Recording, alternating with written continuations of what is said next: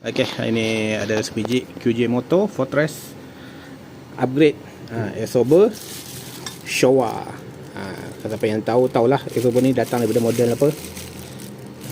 Cuma perlu ada modifikasi sikit lah. Yang pertama, okay, bush kena trim lah bagi nipis. Kemudian sini nak kena tambah washer, sebab asal QJ dia tebal. Untuk Airsober ADV 350 ni dia nipis, jadi kena lapik washer lah kiri dan kanan dia. Ni washer ada, kena lapik belah sini dengan belah sana. Macam tu. Kena lapik lah atas bawah, baru boleh masuk. Ok, jom kita try pasang.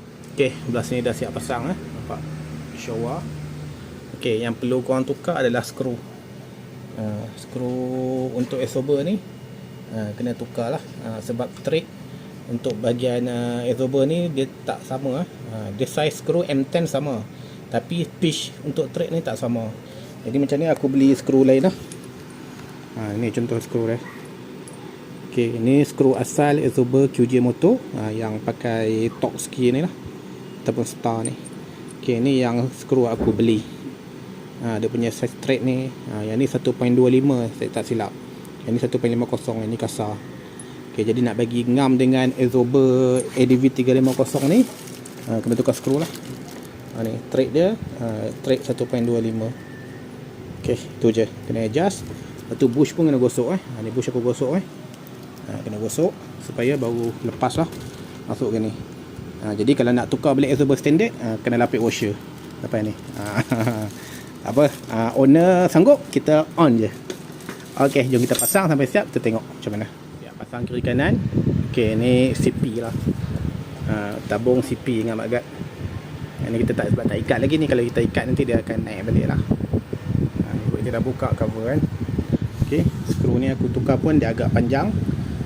Dia ok lah, masih tak kena disk. Kalau panjang sangat korang kena potong lah, tukar cun-cun lah. Ok, macam tadi aku cakap, bush kena potong, atas kena lapik washer. Ni nampak, kena lapik washer kiri kanan. Ok, sebab Airsober standard bahagian atas dia tebal berbanding Airsober ADV 350. Ok, ni Airsober standard dia tebal. Kalau Airsober ADV 350 dia nipis. Lepas tu korang kena tambah washer. Kalau tak tambah washer, korang ikat, boleh crack dekat frame kat body tu. Ok, tu je lah, settle. Ok, tapi Airsober ADV 350 ni dia tinggi tinggi dalam 5mm. 0.5 dalam 0.5 mm. 0.5 mm daripada standard lah. Dah agak tinggi sikit lah berbanding standard. Ok, jom. 440 dia 445. Standard 440, dia 445. Untuk ADV 350 445, korang dapat Showa. Ok, kita try pasang balik cover set. Tengok dia punya ketinggian macam mana.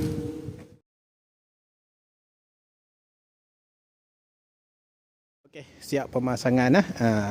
Airsober Showa ADV 350 pada QJ Fortress 350.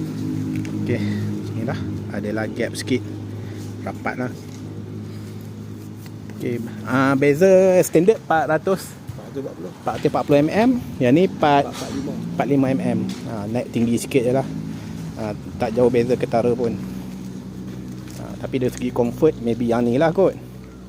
Sebab yang QJ Moto ada isu dia kata bunyi lah. Dia punya gelung dia bunyi, dan lembut sangat. Okay, ni belah kiri. Ok, settle pemasangan. Lagi owner test dulu tengok sedap tak sedap. Ok, settle.